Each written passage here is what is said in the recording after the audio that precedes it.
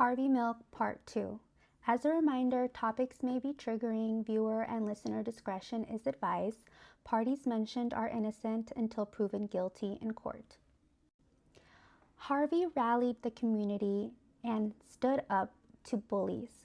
In 1973, two gay men wanted to open an antique store, but their business license was shut down by the help of the Eureka Valley Merchants Association.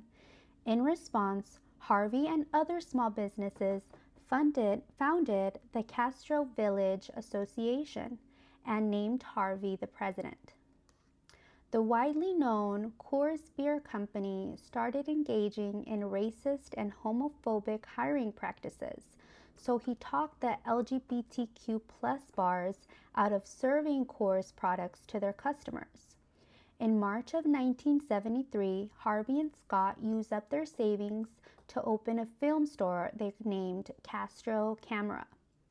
Harvey organized the first Castro Street Fair to boost small businesses, and within 3 years, the fair attracted over 100,000 people to the neighborhood.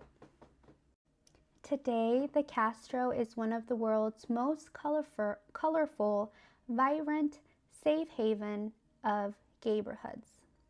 In 1975, George Moscone was elected mayor of San Francisco.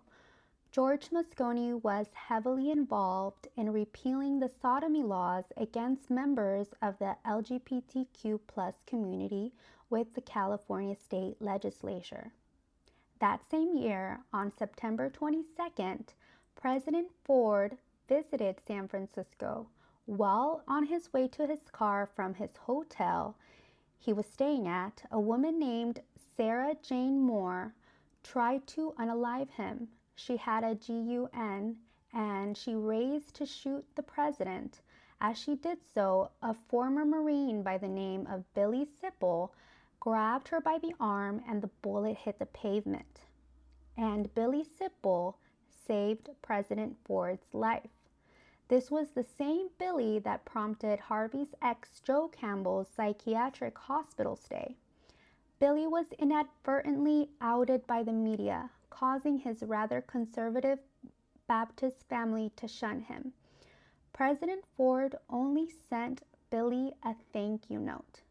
This caused me, Harvey, and many others to wonder, had Billy been a straight man, instead of a thank you note, would an invitation to the White House been issued instead?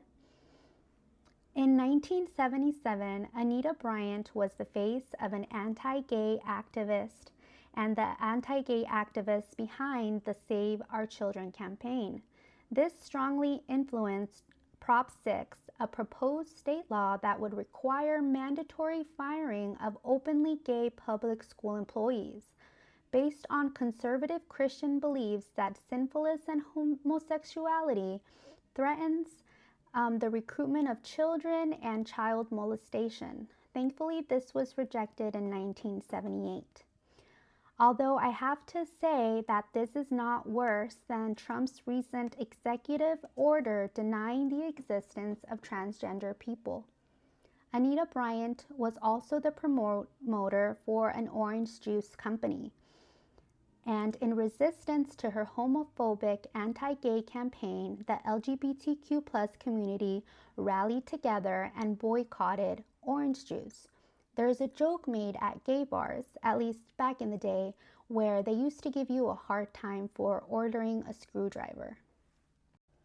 In 1977, Harvey finally won his campaign election for a seat at the table with the San Francisco City Board of Supervisors. Harvey Milk was sworn in along with other pathway makers. This year was a lot of first of many for San Francisco and America as a whole. Carol Ruth was the city's first single mother elected. She was also a freedom rider. Gordon Lau was the first Chinese American man elected to the board. Ella Hill Hutch was the first African American woman elected to the board. Only a few months before his assassination, Harvey lost his then partner Jack Lira to suicide. On November 27, 1978, San Francisco Mayor George Moscone and Harvey were assassinated by Dan White. This guy. Daniel James White was a former police officer and firefighter. 10 months after being sworn in on November 10th of 1978, he resigned from his position on the Board of Supervisors. He cited that his $9,600 salary was not enough to support his family. Today, that money would be equivalent to $46,281. 5 days later, he has a change of heart and asks Mayor Moscone for his job back. At first, the mayor agreed, but soon after that, while getting the paperwork ready, the city attorney advised that Dan could not do that. His resignation was final, could not be rescinded, and it could not be reinstated. The city attorney further advised the mayor that he would have to reappoint Dan or find a replacement.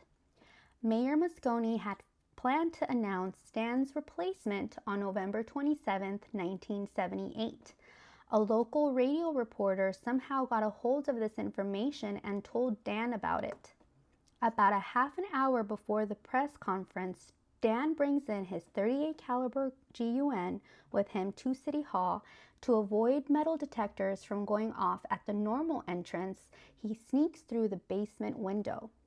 He goes to Mayor Moscone's office and shoots him in the shoulder, chest, and twice in the head. After this, Dan goes to Harvey's office and shoots him 5 times, twice in the head as well. Diane Feinstein hears the gunshots, finds Harvey on the floor, and calls the police. Soon afterward, she addressed the public in front of City Hall saying, "Today, San Francisco has experienced a double tragedy of immense proportions. As president of the Board of Supervisors, it is my duty to inform you that both Mayor Moscone and Supervisor Harvey Milk have been shot and killed, and the suspect is Supervisor Dan White." Harvey Milk was 48 years old. George Moscone was 49 years old. Within the hour, Dan calls his wife, meets her at a church, and turns himself in to police. As a former police officer, Dan receives princess treatment in jail. Many of his former colleagues wore Free Dan White shirts after the murder. At his trial is where the Twinkie defense comes from. Dan's defense attorneys argued that he was in a diminished capacity. The super healthy, organic, carob-consuming Dan White was not himself. He was in the midst of a downward spiral, not exercising and eating healthy like he normally did, most recently consuming junk food like soda, chips, and Twinkies that caused him to become depressed.